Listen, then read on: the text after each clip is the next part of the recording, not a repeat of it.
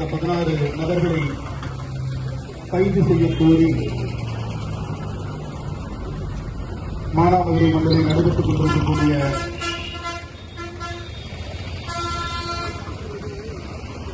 தொடர் முழக்க ஆர்ப்பாட்டத்தில் சமூக உணர்வுடன்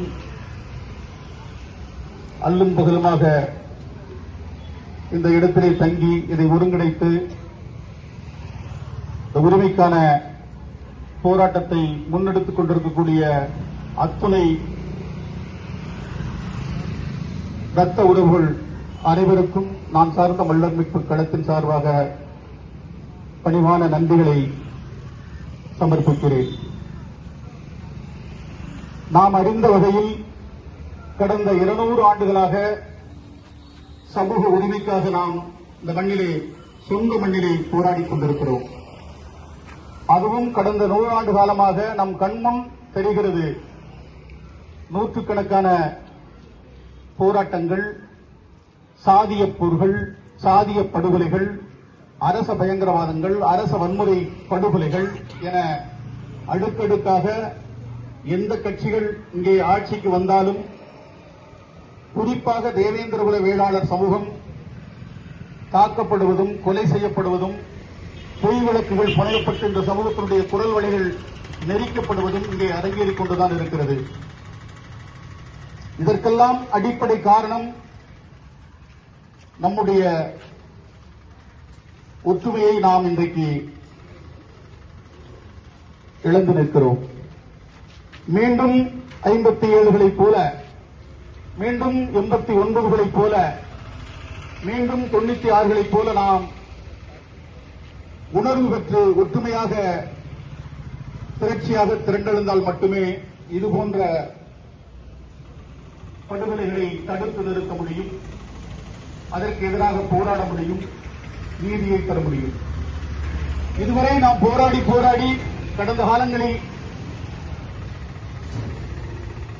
எந்த படுகொலைக்கு எதிராக நாம் நீதியை பெற்றிருக்கிறோம் என்று சொன்னால் இதுவரை எந்த படுகொலைகளுக்கும் நாம் நீதியை பெற்றதாக வரலாறு கிடையாது. வெண்மணி படுகொலை, போடி வியாபாரி, பரமக்குடி துப்பாக்கி சூடு என்று அடாவடி கும்பல்களோடும் ஆட்சி அதிகாரத்தில் இருக்கக்கூடிய திராவிட கும்பல்களோடும் நாம் பாதிக்கப்பட்ட போதும் அதற்காக பல நீதி விசாரணை ஆணையங்கள் அமைக்கப்பட்ட போதும் மாறி மாறி அதிமுகவும் திமுகவும் ஆட்சி செய்த போதும் எந்த அரசும் இந்த சமூகத்திற்கான வலிமையாக எழுந்து நின்றபோதுதான் ஆதிக்க அடாவடித்தனத்தை சாய்க்க முடிந்தது கடந்த காலங்களிலே. இன்றைக்கு நாள்தோறும் படுகொலைகள். கடந்த திராவிட முன்னேற்ற கழகத்தினுடைய ஆட்சியில் ஆட்சிக்கு வந்த 1.5 ஆண்டிலிருந்து இன்றைக்கு 3.5 ஆண்டுகளாக தென் மாவட்டங்களில் குறிப்பாக திருநெல்வேலி 300க்கும் மேற்பட்ட படுகொலைகள், குறிப்பாக தேவேந்திரகுல வேளாளர்கள் ஒரு சமூகத்தின் சார்பாகவே தொடர்ந்து படுகொலை செய்ய நெல்லையில் நடந்த ஆர்ப்பாட்டத்தில் பேசியதற்காக எனக்கு நேர்ந்தது என்ன என்பதை நீங்கள் அறிவீர்கள். அரசியலில் நாங்கள் புறக்கணிக்கப்படுகிறோம். எந்த அரசியலுக்காக உழைத்தோமோ, எந்த கொள்கைக்காக உழைத்தோமோ அந்த கொள்கை அரசு. மரியாதைக்குரிய டாக்டர் கிருஷ்ணசாமி அவர்கள் தமிழ்மாறன் அவருக்கு தெரியும், இந்த அரசியலை உற்று நோக்கிக் கொண்டிருக்கிறார், இந்த மக்களுக்கு எடுத்துரைத்துக் கொண்டிருக்கிறார்கள். முற்றிலுமாக தேவேந்திரகுல வேளாளர் சமூகம் அரசியலில் இருந்து, அனைத்து அரசியலிலும் இருந்தும் நாம் புறக்கணிக்கப்பட்டு வருகிறோம். ஆட்சி அதிகாரம் நம்முடைய, அதை நோக்கி நாம் நகர முடியாத நிலைதான் இன்றைக்கு நாம் தெருவிலே நின்று போராட வேண்டிய ஒரு நிலை. தம்பி ஆகாஷ் படுகொலை செய்யப்பட்டிருக்கிறார். அவர் உடம்பிலே 29 காயங்கள் இருப்பது மருத்துவ பரிசோதனையிலே சொல்லப்படுகிறது. அவர் அடித்து கொலை செய்யப்பட்டார் என்பது அவருடைய வாக்குமூலம், நீதிபதியிடம் கொடுக்கப்பட்ட வாக்குமூலம். வழக்குப்பதிவு, கொலை குற்ற வழக்குப்பதிவு உயர்நீதிமன்றத்தினுடைய வழிகாட்டலில் பதிவு செய்யப்பட்டிருக்கிறது. 16 பேர் கொலை குற்றவாளி என்று சொல்லி அதில் 6 பேர் அடையாளப்படுத்தப்பட்ட போதும் இன்றைக்கு வரை, இப்போது வரை எந்த நபர்களும் எஃப்ஐஆர்ல யார் பேரும் இல்லை. ஆனால் சிபிசிஐடி விசாரணை இங்கே நடந்து கொண்டிருக்கிறது பெயரளவில். இது ஒரு கண் துடைப்பாகத்தான் போகும். நாம் கலைந்து விட்டால் இதற்கு நீதி என்பது கிடையாது, தேர்தலை நோக்கி நகரும். அப்படியே நாமும் மறந்துருவோம் அப்படின்னு அவங்க நினைச்சுட்டு இருக்கிறாங்க. ஆனால் இதற்கு ஒரு முற்றுப்புள்ளி வைக்க வேண்டும். இந்த தொடர் சாதிய படுகொலைகளாக இருந்தாலும் சரி, காவல்துறை கஸ்டடி மரணம், இன்றைக்கு எந்த ஆட்சியிலும் இல்லாத படுகொலைகள், 37 படுகொலைகள் காவல்துறை விசாரணைக்கு எடுத்து காவல்துறையை கொலையாளிகளாக மாறி இன்றைக்கு கொலை செய்யக்கூடிய ஒரு நிலையை நாம் பார்க்கிறோம். நாம் நினைத்தால் தேர்தல் தள்ளி போகும். அது அவங்க எளிதாக நினைச்சிட்டு இருக்கிறாங்க. நாம் நினைத்தா நீங்க தேர்தல் நடத்த முடியாது.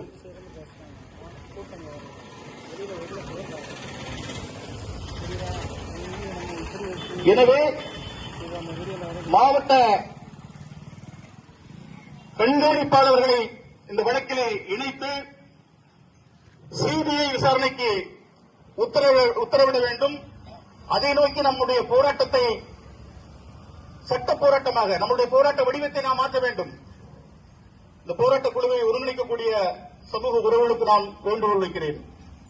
தொடர்ந்து நாம் இப்படி போராடி போராடி போராடி நீதியை பெற முடியவில்லை. சட்ட வழியில் இந்த போராட்டத்தை முன்னெடுக்கணும். இந்த தம்பி ஆகாஷ் படுகொலைக்கு நான் நீதியை பெற்றுத்தர வருகிறேன் என்று பொதுத்தளத்தில் இருந்து வந்தவர்கள் அவர்களே இதற்கு எதிராக நிற்கக்கூடிய ஒரு நிலையை நாம் இங்கே பார்க்கிறோம். எனவே வழக்கறிஞர் ஐயா பாபா மோகன் போன்ற நேர்மையான அறம் சார்ந்த சமூக நீதிக்காக போராடக்கூடிய உண்மையான சமூக ஆர்வலர்களை நாம் ஒருங்கிணைத்து தம்பி ஆகாஷுக்கு சட்ட வழியில் நீதியை பெற்றுத்தர வேண்டும். கொலை குற்றவாளிகள் உடனடியாக கைது செய்யப்பட வேண்டும். அவர்கள் தண்டிக்கப்பட வேண்டும். தேவேந்திரகுல வேளாளர்கள் என்பதற்காக மட்டும்தான் இந்த நிலை. இதே இது நாம் நாடார் சமூகமா இருந்தால் வேறு நிலை. நாடார் சமூகம் இன்றைக்கு பொருளாதாரத்தில் வலிமையாக இருக்கிறது.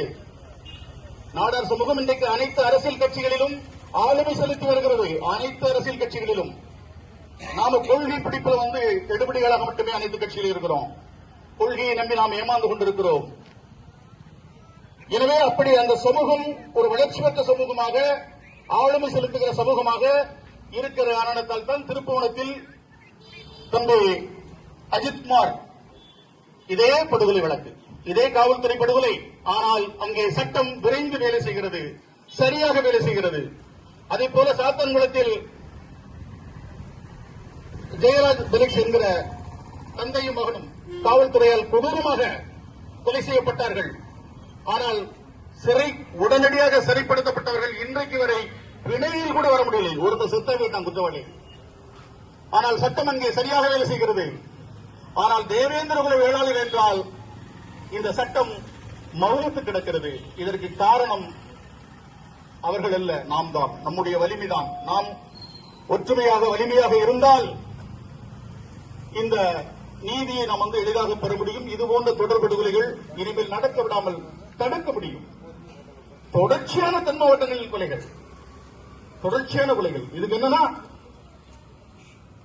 பட்டியல் பழங்குடிகளுக்கான அந்த வழக்கு, SC/ST வழக்கு, அந்த வழக்கை அப்படி ஒரு சட்டத்தை நீக்கணும்னு சொல்லி படிப்பறிவு இல்லாத பள்ளிக்கூடமே போகாத ஒருத்தம்லாம் பேசிட்டு தெரியுறான். அவன் மீது ஏன் இந்த சட்டம் பாயவில்லை? நம்முடைய வழக்கறிஞர்கள் இது தொடர்பாக சிந்திக்க வேண்டும். சட்ட வழிகளை நாமும் இந்த வழக்குகளை அவர்கள் மீது போட வேண்டும். அப்படின்னா அது சரியா வரும். இதற்கு தான் தம்பி டாக்டர் சியாம் கிருஷ்ணசாமி அவர்கள் சொன்னாரு. அப்படின்னா பழையபடி நாம குற்றப்பரம்பரை தடுப்பு சட்டத்தை, இந்த குற்றப்பரம்பரை சட்டத்தை நடைமுறைப்படுத்தணும்னு சொல்லி தம்பி சியாம் சொன்னது சரிதானே? சரிதானே? தொடர்ச்சியான படுகொலைகள், மணல தாமிரபரணி ஆற்றில் மணலை கொள்ளையடிக்கிறான். அதை தடுத்த கிராம நிர்வாக அதிகாரி படுகொலை. ஆடத்திடாதான் சொல்லி சொல்றாரு, அவரை படுகொலை. காடுகளுக்கு வேலை செஞ்சுட்டு போய் வர்றவன்ட்டு 5000 ரூபாய் பிடிக்கிட்டு அதுக்கு படுகொலை. அதுதான் புதிய தமிழகத்துடைய தலைவர் டாக்டர் கிருஷ்ணசாமி சொன்னாரு. இதுதான் தேசியமும் தெய்வீகமான கேட்டது. இதெல்லாம் பேசினா உடனே நாங்கள் சாதி வெறியர்கள் ஆகிருவோம். நாங்கள் உண்மை வரலாற்றை உரைக்க பேசினால் நாங்கள் சமூக விரோதிகளா மாறிடுவோம். ஆனால் நீங்கள் எத்தனை கொலைகளையும் அரங்கேற்றலாம், என்ன வேண்டுமானாலும் செய்யலாம். இதையெல்லாம் மனதில் கொண்டு இதுபோன்ற ஆட்சி, இதுபோன்ற படுகொலைகளை செய்த ஆட்சி இதுவரை இந்த தமிழர் வரலாற்றில் நம்ம தமிழக வரலாற்றில் பார்க்க முடியல. எனவே இந்த ஆட்சி அகற்றப்பட வேண்டும். திமுகவினுடைய ஆட்சி அகற்றப்பட வேண்டும். அதற்கு வரலாறு நீங்க பெண்மணி படுகொலையிலிருந்து எடுத்துக்கலாம். பெண்மணி படுகொலை, அதுல இவர்கள் இழைத்த அநீதிகள், இவர்கள் செய்த சூழ்ச்சி, வஞ்சகங்கள், கோபாலகிருஷ்ண நாயுடு வரவேற்று உணவு கொடுத்த வரலாறு, உஞ்சனை கலவரத்தில் நடந்துகிட்டது, போடி விவரங்களத்தில் கண்டமனூரில் 5 தேவேந்திர உளவியலாளர்களை சுட்டுக் கொண்டது, எந்த போராட்டமும் இல்லாத கோட்டைப்பட்டியில சுரேஷ் என்கிற ஒரு இளைஞரை ஒரு சின்ன ஊருக்குள்ள போய் சுட்டுக் கொண்டது, தாமிரபரணி படுகொலை 17 பேரை அடிச்சு கொண்டது, துறையூர் துப்பாக்கிச்சூடு 2 போராளிகளை குறிவை சுடுவது போல் சுட்டது என்று தொடர்ச்சியாக திராவிட முன்னேற்ற கழகத்தினுடைய ஆட்சியில் தேவேந்திர குல வேளாளர்கள் சுட்டு வீழ்த்தப்படுகிறார்கள். ஒருபுறம் அடித்து படுகொலை செய்யப்படுகிறார்கள். பல்வேறு பொய் வழக்குகள் போடப்பட்டு இவர்கள் முடக்கப்படுகிறார்கள். இந்த சமூகத்திற்காக குரல் கொடுக்கக்கூடிய போராடக்கூடியவர்கள் எல்லாம், போராளிகள் எல்லாம் இன்றைக்கு சிறைப்படுத்தப்படுகிறார்கள். தம்பி கண்ணபுரான் இதுவரை தற்போது எந்த ஒரு வழக்குகளும் கிடையாது. பொய் வழக்கு 2 குண்டர் தடுப்பு சட்டம். இன்றைக்கு கடலூர் சிறையில் இருக்கிறார். சிறையை விட்டு வெளியில வராரு, திரும்ப ஒரு குண்டர் தடுப்பு சட்டம். மாமா வீட்டுக்கு போறாரு, மாமா வீட்டுக்கு போகிற மறித்தெடுத்து ஆயுதம் வைத்திருந்தாரு சொல்லிட்டு குண்டர் தடுப்பு. தொடர்ச்சியாக சமூகத்திற்கான போராளிகள் பொய் வழக்கு போடப்படுறாங்க. எத்தனை பேர் திருநெல்வேலியில் இருக்க முடியல, சகோதரருக்கு தெரியும். திருநெல்வேலிக்குள் நம்முடைய இளைஞர்கள் உலா வர முடியல, எதற்கெடுத்தாலும் வழக்கு. எனவே இது போன்ற ஆட்சி அகற்றப்பட வேண்டும் என்பதை விட அனைத்து கட்சிகளிலும் சமூக விரோதிகள் அதிகாரத்தில் இருந்து கொண்டு இந்த சமூகத்தை அழுத்திக் கொண்டிருக்கிறார்கள். இதை நமது உறவுகள் புரிஞ்சுக்கணும். அது அதிமுகவா இருக்கட்டும், திமுகவா இருக்கட்டும், பாரதிய ஜனதா கட்சியா இருக்கட்டும், காங்கிரஸ் கட்சியா இருக்கட்டும், ஏன் கம்யூனிஸ்ட் கட்சியாக இருக்கட்டும், இந்த கட்சிகளில் இருக்கக்கூடிய சமூக விரோதிகள் அங்கே ஆளுமை செலுத்தி, ஏன் தமிழ் தேசியம் பேசுகிற கட்சிகளில் கூட சமூக விரோதிகள் தான் ஆதிக்கம் செலுத்தி வருகிறார்கள். எனவே இந்த சமூக விரோதிகள் எந்தெந்த தொகுதிகளெல்லாம் இருக்கிறார்கள், நிற்கப் போகிறார்கள் என்பதையெல்லாம் இனம் கண்டு அவர்களை படுதோல்வி அடைய செய்யக்கூடிய வேலையை தேவேந்திர குல வேளாளர் சமூகம் செய்தால் தம்பி ஆகாஷ் போன்ற அநியாயமாக கொல்லப்பட்ட கொலையாளிகளுக்கு நீதி கிடைக்கும். அதுதான் அவர்களுக்கு நாம் செலுத்துகிற அஞ்சலியாக இருக்கும். எனவே கட்சி வேறுபாடின்றி இந்த சமூகத்திற்கு எதிராக யாரெல்லாம் வேலை செய்கிறார்கள் என்று உங்களுக்கு தெரியும். நாம் யூகிக்க முடியும், நாம் கணிக்க முடியும். வெளிப்படையாக பேசுகிறான். ஒரு மாநில, ஒரு இந்திய தேசிய